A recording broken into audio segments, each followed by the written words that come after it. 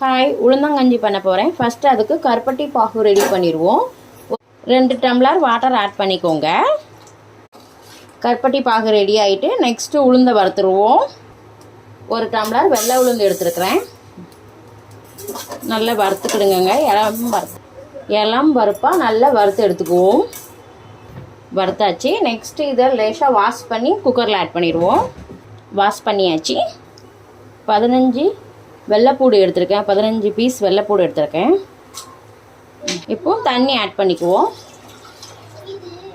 5லேருந்து 6 whistle போட்டால் போதும். இப்போ ரெடி ஆகிட்டான்னு பார்ப்போம். ரெடி ஆகிட்டு இப்போது நல்லா மிக்ஸ் பண்ணி விட்டுக்கொடுங்க. வேறு பாத்திரத்தில் ட்ரான்ஸ்ஃபர் பண்ணிடுவோம். கருப்பட்டி பாகு ஆட் பண்ணிக்கோங்க. தேங்காய் பூ கொஞ்சம் ஆட் பண்ணிக்கோங்க. ஏலக்காய் ஆட் பண்ணிக்கோங்க. நல்லா மிக்ஸ் பண்ணிக்கிடுங்க. டேஸ்டியான உளுந்தங்கஞ்சி ரெடி ஆகிட்டு இப்படி வீக்லி 1 டைம் நீங்கள் உளுந்தங்கஞ்சி வச்சு குடிச்சிங்கன்னா கண்டிப்பாக உங்களுக்கு குறுக்கு வலி பிரச்சனை வரவே வராது.